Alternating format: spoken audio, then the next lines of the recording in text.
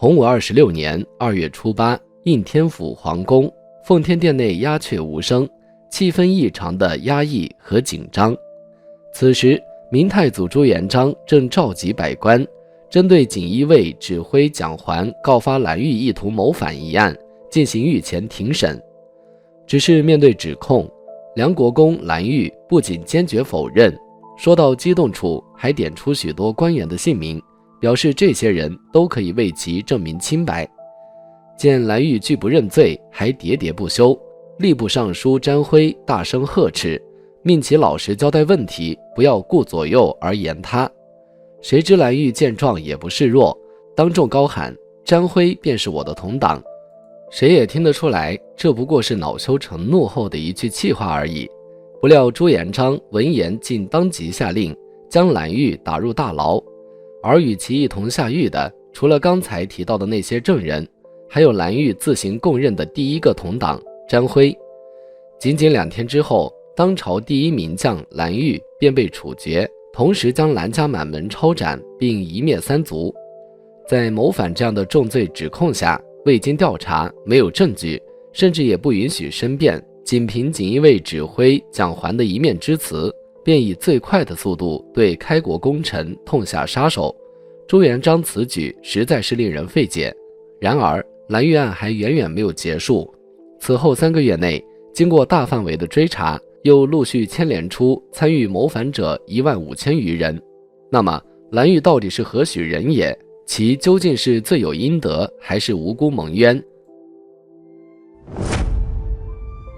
作为淮西勋贵集团的重要人物，蓝玉的身上带有众多显赫而复杂的标签。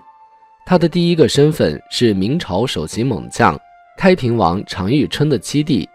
同时因常遇春之女是朱标的太子妃，所以蓝玉还是大明王朝未来的国舅爷。另外，其女蓝氏还嫁给了太祖第11子蜀王朱春，从这个身份来看，他又和朱元璋结成了儿女亲家。但淮西功臣之间相互结亲或者子女与朱明皇室通婚者比比皆是，如果仅仅只是身份显贵，也并没有太多值得大书特书的地方。而蓝玉真正的耀眼之处在于，无论以何种标准和维度来衡量，他都有绝对资格跻身明朝最顶尖的武将序列之中。在徐达、常遇春等人相继亡故之后，他更成为了大明朝当之无愧的一代战神。早在洪武初年，蓝玉即随常遇春、徐达、傅有德等开国名将四方征讨，戎马孔总之间功勋卓著而屡得升迁。洪武11年，西番叛乱，蓝玉与大将穆英联袂远征，拓地数千里，俘男女2万，杂畜20余万，因功被封永昌侯。3年之后，蓝玉随同征南将军傅有德出师云南，率军侵取昆明后，又攻占大理。是以盘踞滇地的残垣势力被扫荡一空，云南全境由此纳入明朝版图。洪武20年，再以征虏左副将军的身份随主帅冯胜北征，蓝玉为先锋，雪夜破庆州，随后挥师进至金山。北元大将纳哈出迫于明军威压，率众归降，明朝东北侧翼的最大威胁得以解除。而真正使其威震天下的，还是1388年明军的第7次北伐，蓝玉作为主帅，领兵20万深入漠北，于捕鱼儿海边大破北元主力。此役除北元皇帝、太子等数十人侥幸逃脱之外，明军几乎将其皇室宗亲、文武大臣悉数擒获。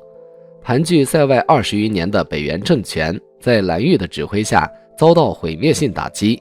捷报奏传至今，太祖龙颜大悦，颁诏将蓝玉进爵为梁国公，甚至将这名爱将比作汉之卫青、唐之李靖。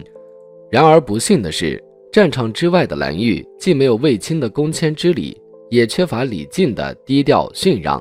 他甚至都没有从徐达、常遇春这些前辈们的身上学会一点作为人臣应有的规矩本分和谨小慎微。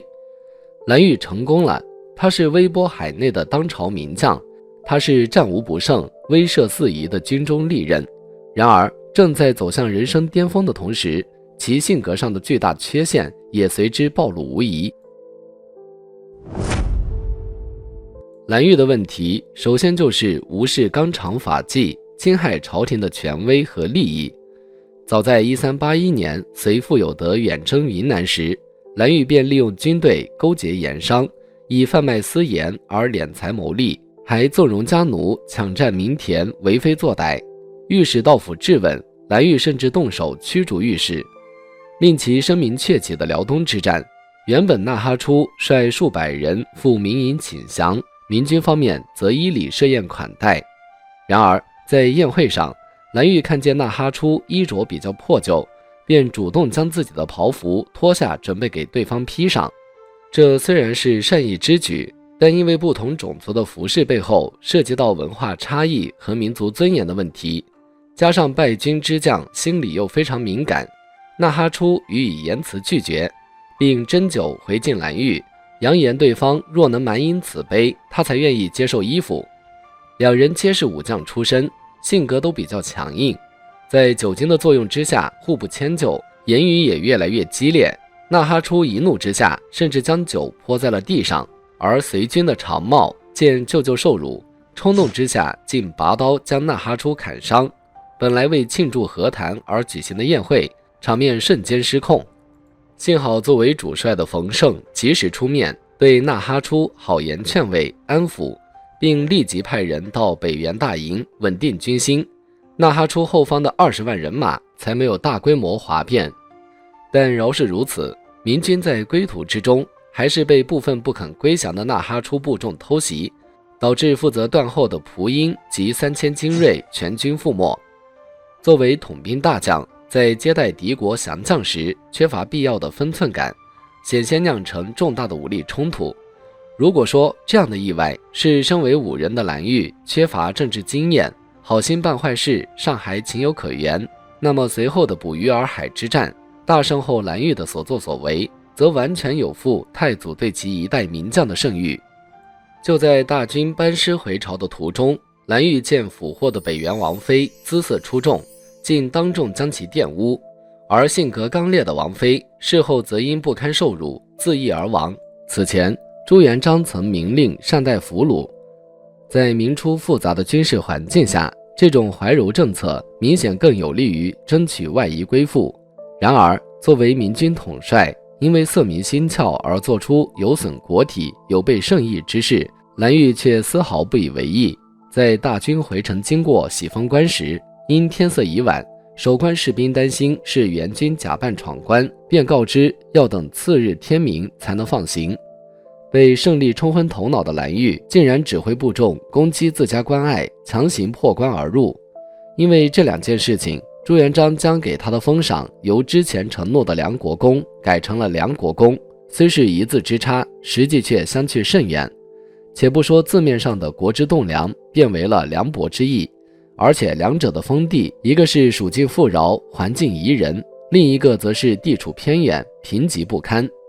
封号的变更已经是朱元璋对蓝玉的敲打和警告，但凡有些自知之明就应该有所收敛。不料蓝玉依旧我行我素，甚至更为变本加厉。4年之后，蓝玉因平定西番有功，朱元璋再晋其为太子太傅。然而面对这个多少人梦寐以求的荣誉，蓝玉却仿佛失心疯发作一般，当着宣旨官员的面反问：难道我的功劳还不配做个太师吗？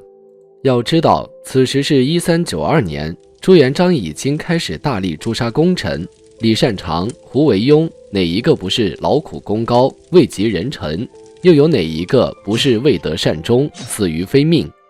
如此的狂悖无理，肆意妄为，若换作其他人，早就死无全尸了。然而蓝玉偏偏一直活得有滋有味，肆无忌惮，而杀伐果决的朱元璋对其所作所为却是一再的姑息纵容。但时间刚刚进入到1393年，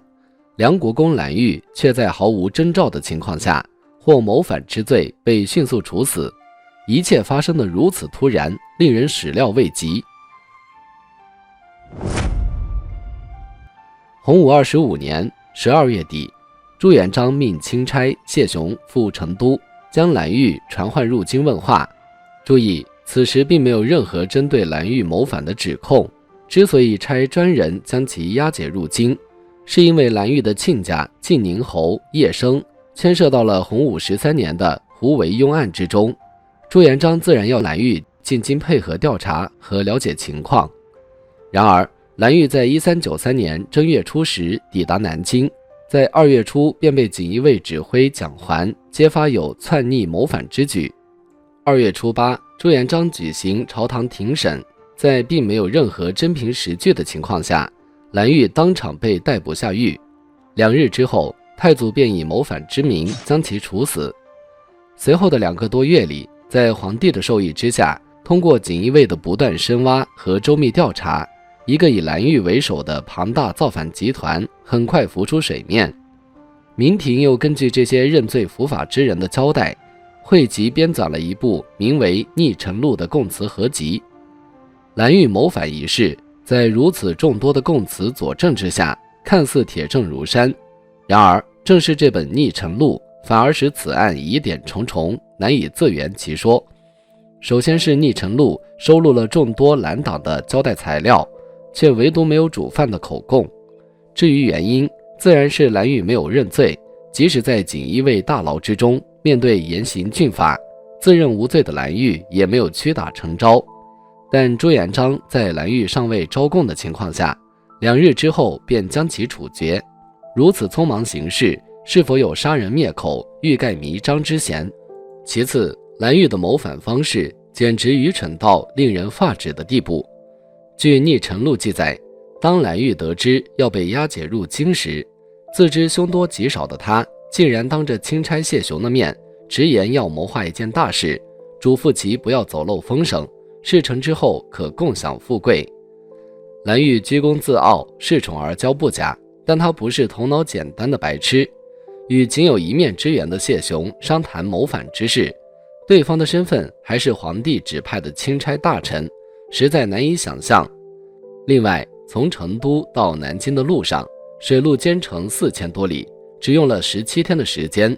在如此匆忙紧凑的行程之中，蓝玉沿途接待会见了众多文武大臣，一路之上都在频繁地策划联络谋反事宜。尤其是正月初入京到2月初8入狱，据《逆臣录》记载，在这短短1个月时间内，便有2000多人到蓝府拜访，上至王侯将相，下至贩夫走卒，蓝玉无一例外，均在第一时间将谋反的意图和盘托出。如此门庭若市，大张旗鼓，这哪里是密谋造反，直接攻打南京城不是更好？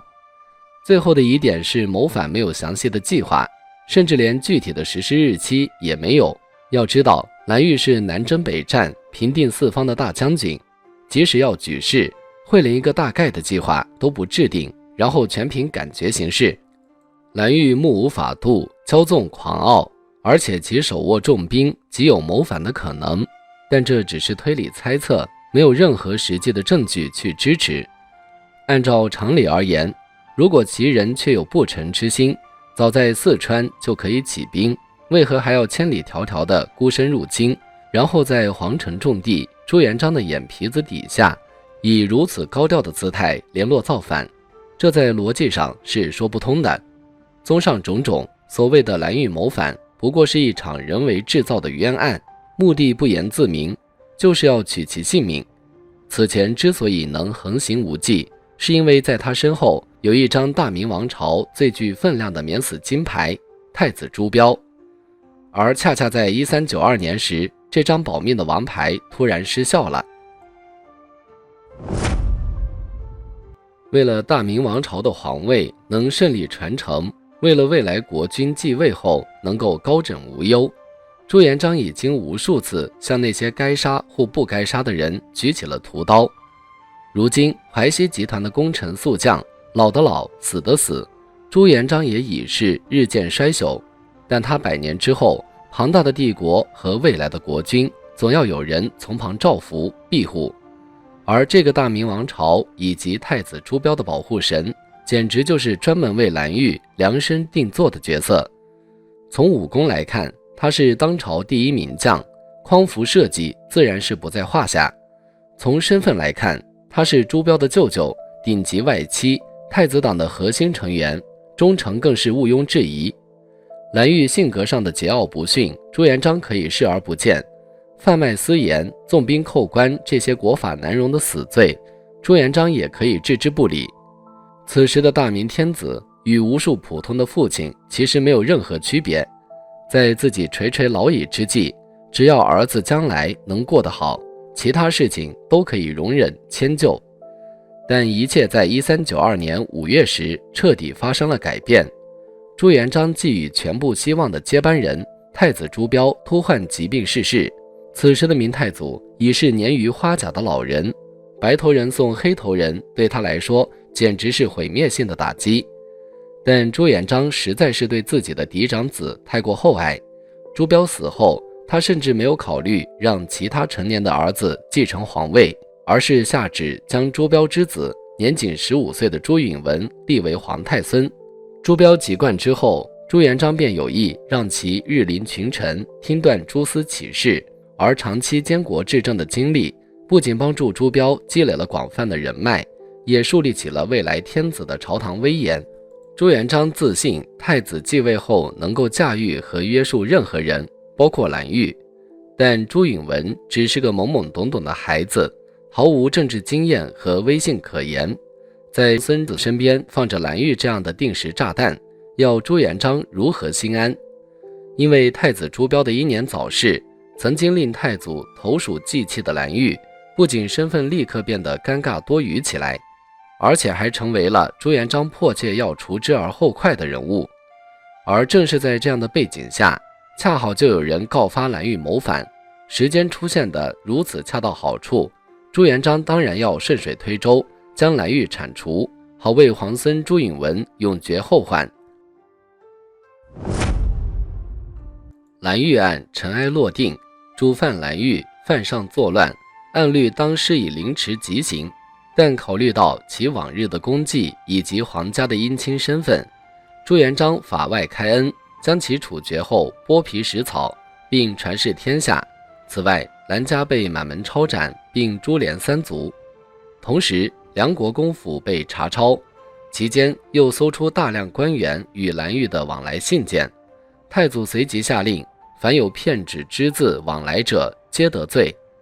调查取证的范围被迅速扩大，在经过一系列审问后，包括一公13侯、二伯等16位勋贵，以及吏部尚书詹辉、户部侍郎傅有文等数十名高级官僚全部被处决。